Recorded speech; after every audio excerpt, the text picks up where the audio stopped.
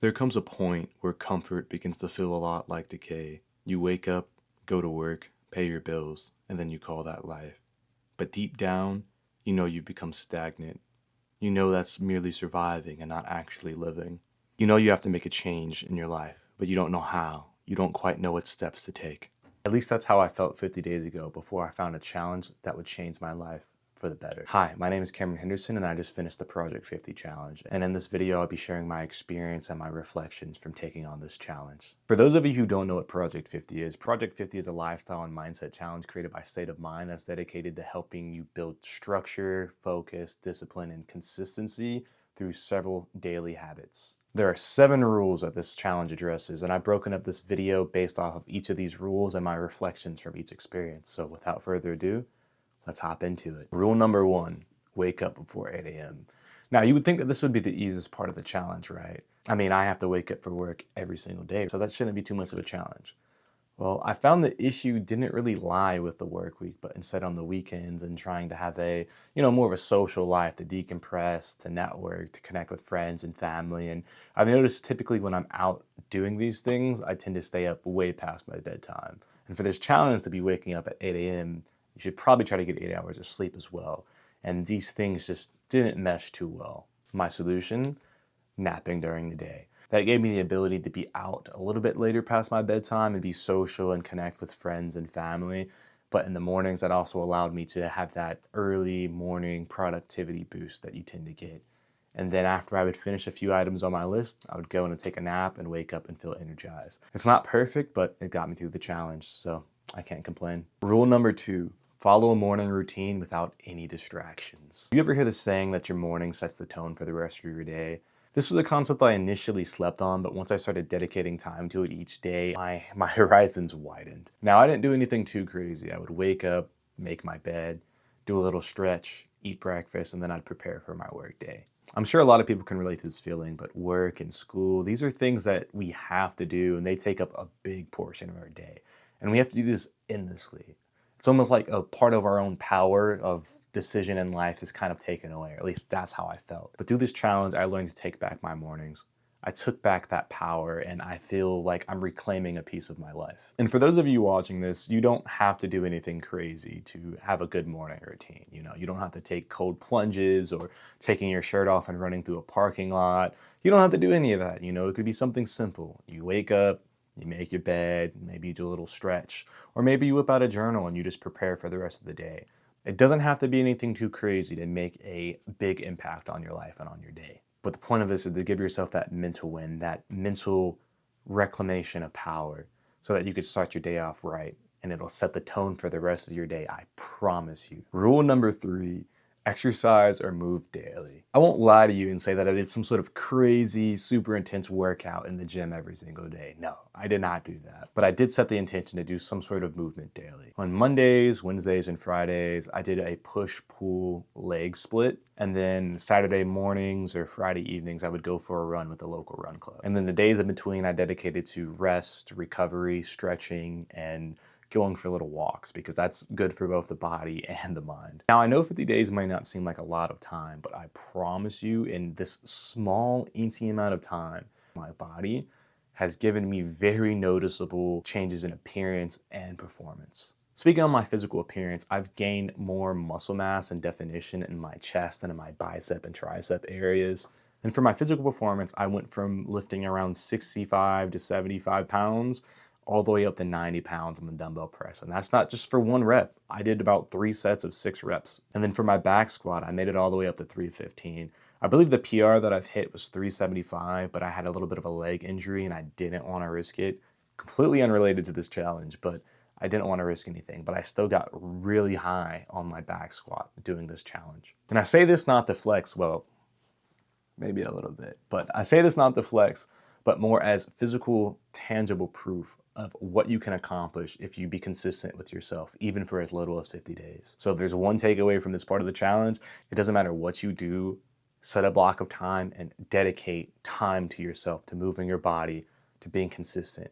Because if there's one thing that I've learned, what you don't move, you lose. Rule number 4, reading 10 pages of a book a day. Now, I'd like to say ever since I've entered the corporate world and the workforce and traveling with my job, my ability and my motivation to learn new things has drastically dwindled. Like, don't get me wrong, I still did a lot of things that was career focused and building myself up all the way from like an IT technician to a project manager. I did that, and that was very skill and work related. But outside of that, I've lost a lot of interest in my own personal growth. I didn't put enough time into improving my brain, my mind, my awareness. I realized that I got complacent. I figured this challenge would be a good way to change and shift my relationship with my mind, my brain, and learning.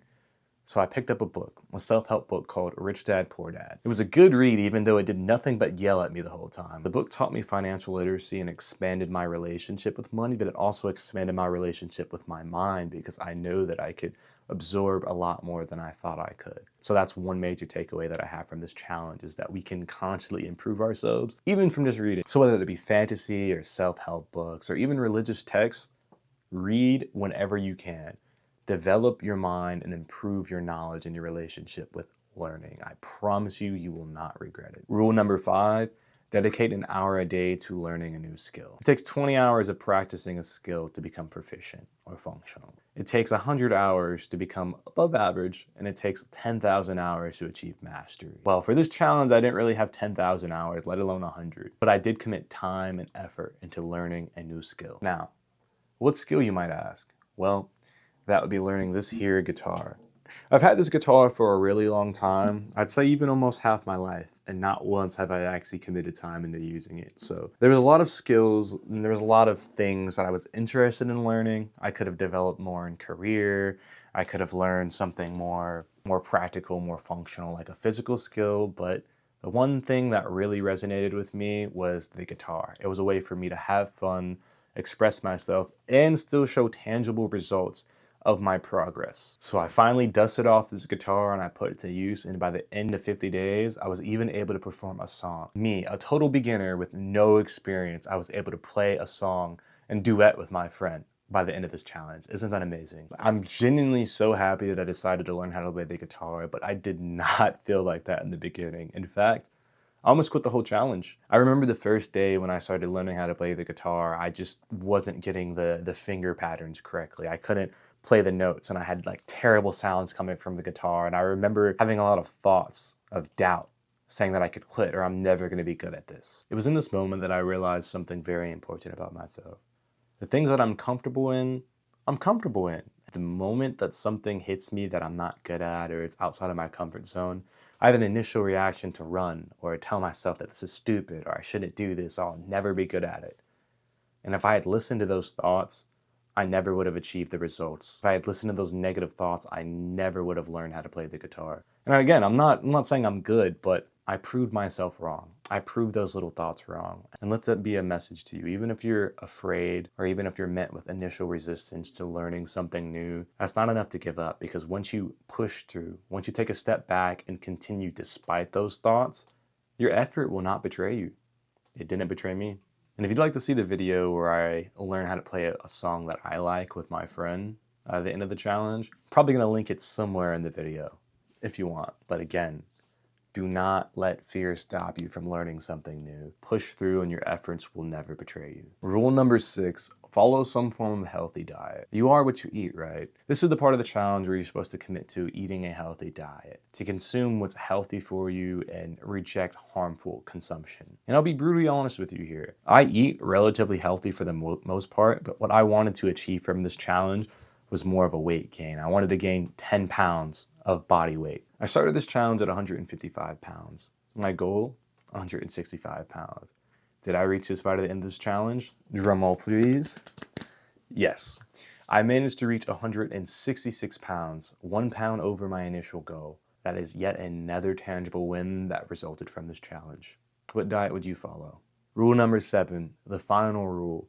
Track your progress daily in a journal. There's just something about journaling your thoughts on a paper that bridges the gap between your mind and the physical reality that we live in. I think that's one of the reasons that this was included in the challenge, because it's very important to your growth to be able to sit down with yourself and digest your thoughts, your feelings, and assess the progress that you have or haven't made throughout the day or throughout your week. I know I haven't always been the most consistent journal the past few years, but I know that whenever I sit down with a pen and a paper and a notebook, I always feel more grounded and rooted to my goals and to myself. And it's a way for me to decompress. My takeaway, we spend a lot of time in our lives simply doing, but we don't spend enough time taking a step back to reflect on how we are feeling, on how we are doing, on how we are thinking. This challenge has pushed me to journal more and sit with myself and reflect upon my experiences, both the good, the bad, the wins and the failures. And I think being able to just pause and think about your next actions rather than reacting is a very crucial skill to have. And journaling is one way to achieve that. So whether you use a paper, a tablet, a notebook, or maybe you're using an audio journal, take time out of your day to reflect and sit with yourself, to think about your thoughts, your feelings, and really what happened that day. And it really sets the tone for where you want to go in the future. My takeaway from this challenge, as someone who has felt very stagnant and like I was losing myself to complacency, this challenge was a really phenomenal way for me to push myself outside of my comfort zone, to push myself to grow and challenge myself. I won't lie to you and say that I did every single rule on every single day. That just did not happen. And if we're looking at it from that perspective, I'm a failure. I failed Project 50. But if we're looking at it from the perspective that every single day I set the intention to do as much as I can, whenever I can, day after day, for this small amount of time, that means that I have seen the most growth that I have ever seen in a very long time. Just from 50 days of setting that intention to be consistent with myself, setting that intention to grow as much as I can when I can. That's my takeaway and that is my win. I mean, the results speak for themselves. This project spanned over 50 days, and in 50 days, I've gained 10 pounds. I hit a new personal record on the dumbbell press. I got back up to my original weight on the back squat. I learned a new song. I finished a book, and I got a more consistent sleep schedule.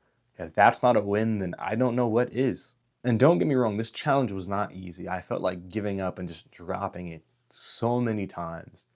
But I didn't let the doubts and the insecurities and the negative feelings stop me from continuing.